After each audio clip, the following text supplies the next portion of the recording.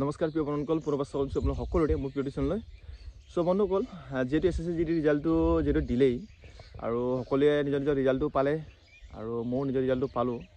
তো বহুতে কমেণ্ট কৰি আছিলে আপুনি কোনটো পোষ্টত পালে বুলি। যিহেতু মোৰ ছাবস্ক্ৰাইবাৰ কিছুমানে হয়তো গম পালে মই কি পোষ্টত পালোঁ আৰু মই ক'ম মই কি পোষ্টত পালোঁ। আৰু প্ৰথম কথা, সকলোকে মোৰ ফালৰ পৰা যিসকলৰ ভাল হ'ল তেখেতলোকক আন্তৰিক শুভেচ্ছা যাচিছোঁ। আৰু যিসকলৰ 1 নম্বৰ 2 নম্বৰ পইণ্টৰ কাৰণে যিসকলৰ নাম নাহিল তেখেতলোকক মই এটাই উপদেশ দিম, যাতে তোমালোকে নেক্সট এক্সামৰ কাৰণে প্ৰিপেৰেশ্যন কৰা, হাৰ নামানিবা কেতিয়াও। যিহেতু মই এটা এক্সাম্পল হিচাপে আছোঁ, যিহেতু মই SSC GD 3বাৰ দিয়া, মানে 2বাৰটো মই মেৰিট লিষ্টৰ পৰা বাহিৰ হোৱা। এনেকুৱা নহয় যে বোলে মেডিকেল ফেল, এনেকুৱা নহয় যে মই হাইটত আনফিট হোৱা, এনেকুৱা নহয় যে মই ৰানিঙত ফেল কৰা। মই একদম ফাইনেল মেৰিটত যিহেতু 2বাৰ ফেল কৰা। গতিকে মই জানো আপোনালোকৰ ফিলিংছটো যিহেতু কেনেকুৱা হয় যেতিয়া এজন ল'ৰাই ৰানিং আৰু মেডিকেল পাছ হোৱাৰ পাছত মেৰিট লিষ্টত ওলালে কেনেকুৱা এটা চিটুৱেশ্যন হয়, এইটো মই বুজি পাওঁ। সেইটো কাৰণে তোমালোকে মানে কিয় হতাশ নহ'বা, যিহেতু তোমালোকে নিৰাশ একো নহ'বা। তোমালোকে প্ৰিপেৰেশ্যন যদি তোমালোকৰ বয়স আছে তেনেহ'লে তোমালোকে আকৌ প্ৰিপেৰেশ্যন কৰা, আৰু প্ৰিপেৰেশ্যনটো এনেকুৱাকৈ কৰা যাতে নেক্সট যিটো এক্সাম হ'ব তোমাৰ জানুৱাৰী ফেব্ৰুৱাৰী 2025 চনত যিটো এক্সাম হ'ব, যাতে ফাইনেল মেৰিটত 110% নাম অহাকৈ তোমালোকে পঢ়া শুনা কৰা, নিশ্চয় পাৰিবা। কিয়নো বন্ধুসকল চোৱা, মই নিজে এক্সাম্পল আছোঁ, কাৰণ মই 2বাৰ মেৰিট লিষ্টত ফেল হোৱাৰ পাছত মোক কেনেকুৱা লাগিছে। মোৰ লগৰবিলাক, মোৰ গাঁৱৰ লগৰবিলাক CISFত গৈছে, কিছুমান আছাম ৰাইফলত গৈছে। মোৰ চিটুৱেশ্যনটো কেনেকুৱা আছিলে সেইটো সময়ত। আজিৰ ডেটত মই যিহেতু চাকৰিটো পালোঁ, কিন্তু আজিৰ ডেটত মই সেই ফিলিংছটো তোমালোকৰ বুজি পাওঁ। সেইটো কাৰণে মই তোমালোকক কৈছোঁ যে তোমালোকে টেনশ্যন নোলোৱাকৈ ভালকৈ প্ৰিপেৰেশ্যন কৰা। এটা তোমালোকৰ কাৰণে আৰু এটা মানে কি দুটা আছে সুযোগ। এটা হ'ল 2025 চনত আকৌ জানুৱাৰী ফেব্ৰুৱাৰী মাহতো তোমালোকৰ এক্সাম হ'ব।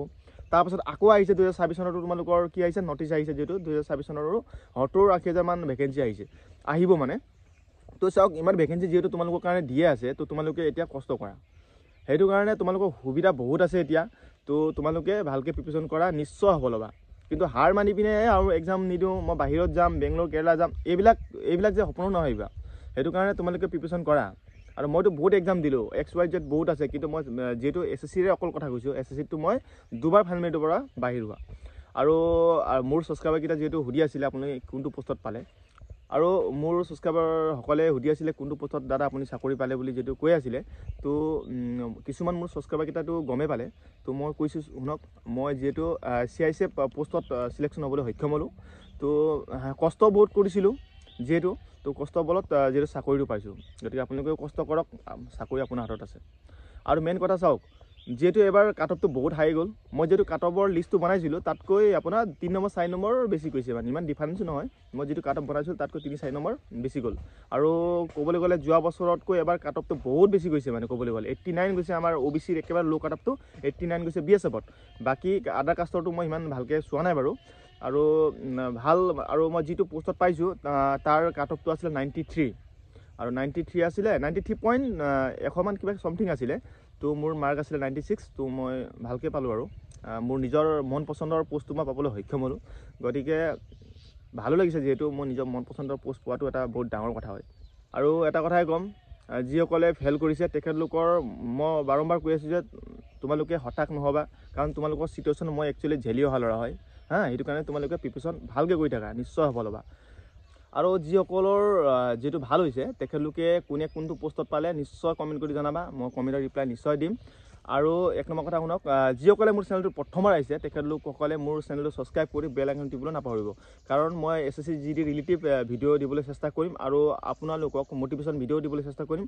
যিহেতু মই আগৰ ভিডিঅ'ত কৈছিলোঁ যে পঢ়া শুনাৰ আমাৰ যিটো অসমৰ কাট অফটো ইমান বেছি নাযায়, কিন্তু আজিকালি এতিয়া যি দেখিছোঁ বহুত কাট অফ বেছি গৈছে। তো নেক্সট এক্সামত আপোনালোকে মোৰ হিচাপত ক'বলৈ গ'লে 110-115 যদি আপোনালোকে মাৰ্ক উঠাই থয় তেনেহ'লে আপোনালোকে নিশ্চিন্তকৈ থাকিব পাৰে মেৰিট লিষ্টত নাম আহিব বুলি। গতিকে কেনেকুৱা ধৰণে পঢ়িব লাগিব সেই সবিশেষ মই দিম, তোমালোকে কমেণ্ট কৰি জনাবা যদি ভিডিঅ' লাগে কি ষ্টাইলে পঢ়িব লাগিব। আৰু পঢ়াও ট্ৰিক্স আছে। আমাৰ অসমত এনেকুৱা নহয় যে কাট অফ বহুত হাই যাব বেলেগ ষ্টেটতকৈ আমাৰ অসমৰ কাট অফ বহুত কম যাব। গতিকে পঢ়াৰো এটা মানে কি ট্ৰিক্স আছে। গতিকে সেই ট্ৰিক্সৰ মতে পঢ়া শুনা কৰিলেহে আপোনালোকে ভাল এটা স্ক'ৰ আনিবলৈ সক্ষম হ'ব। কাৰণ মই যিহেতু 2বাৰ মেৰিট লিষ্টৰ পৰা বাহিৰ হৈছিলোঁ, মই কৈ আছোঁ। আৰু মেৰিট লিষ্টত বাহিৰ হোৱাৰ কাৰণ এইটোৱে যে মই পঢ়াৰ প্ৰতি পঢ়িছোঁ, বহুত কষ্ট কৰিছিলোঁ, কিন্তু মই মাৰ্ক এটা আনিবলৈ সক্ষম হোৱা নাছিলোঁ, বহুত পঢ়িছিলোঁ কিন্তু মই মাৰ্ক এটা আনিবলৈ সক্ষম হোৱা নাছিলোঁ কাৰণ ইমান টিক্সটো মই জনা নাছিলোঁ কিন্তু এতিয়া মোৰ লগৰ কিছুমানে যিহেতু ক'লে এনেকুৱা ষ্টাইলে পঢ় তেনেকুৱা ষ্টাইলে পঢ় তাৰ প্ৰতি লক্ষ্য ৰাখি মই মানে কি আজি ভাল স্ক'ৰ এটা আনিবলৈ সক্ষম হ'লোঁ গতিকে পঢ়াৰ প্ৰতিও মানে আপোনালোকে ধ্যান দিব লাগিব আৰু পঢ়াৰো ডিচিপ্লিন আছে ডিচিপ্লিনৰ মতে যদি আপোনালোকে ৰেগুলাৰলি পঢ়ি যায় তেনেহ'লে SSC GDত মাৰ্ক উঠাবলৈ আপোনালোকে 110% ভাল নম্বৰ এটা আনিবলৈ সক্ষম হ'ব সকলোৱে প্ৰিপেৰেশ্যন ভালকৈ কৰিব বুলি আশা কৰিছোঁ এজন মোৰ গাঁৱৰ ভাইটি হয় যেটো প্ৰথমবাৰ SSC GDত এপ্লাই কৰি পিনে এক্সাম দিছিলে কিন্তু পইণ্টৰ কাৰণে যেটো নাম নাহিলে কিন্তু এজনক মই মোটিভ মানে কি অলপ বুজাইছোঁ বস্তুটো মই তেখেতে মোৰ নিজৰ সংগ্ৰামটো বুজি পায় মানে মই কিমান সংগ্ৰামৰ বলত আজি চাকৰিটো পাইছোঁ তেখেতে গম পায় আৰু সেইটো কাৰণে প্ৰথমবাৰ যেটো দিছে তো ইমান হতাশ হ'ব নালাগে নেক্সট এক্সামৰ কাৰণে প্ৰিপেৰেশ্যন কৰি আছে তো সেইটো কাৰণে কৈছোঁ ভালকৈ যদি প্ৰিপেৰেশ্যন কৰে 100% পাব আৰু এইজনে পাব নিশ্চয় যদি কষ্ট কৰে সেইটো কাৰণে কষ্ট কৰিবৰ কাৰণে মোৰ ফালৰ পৰা মটিভেশ্যন দি আছোঁ অলপ বেয়া লাগিছে বাৰু এইটো ময়ো গম পাইছোঁ তো বেয়া লাগিলেও কি কৰিব চবৰটো ভাল হ'ব নোৱাৰে হয় নহয় নিজৰ ভেকেঞ্চি অনুসাৰে আমাৰ অসমত যেটো পোষ্ট উলিয়াইছে গতিকে সবেতো চাকৰি নাপায় গতিকে তাৰ প্ৰতি মানে কি বেয়া ভাৱ আনিব নালাগে আৰামছে পঢ়া শুনা কৰা নিশ্চয় সফল হ'ব সো এয়া আছিলে সৰুৱা ইনফৰমেশ্যন যদি ভিডিঅ'টো ভাল পোৱা লাইক কমেণ্ট শ্বেয়াৰ ছাবস্ক্ৰাইব কৰিব নাপাহৰিবা ধন্যবাদ জয় অসম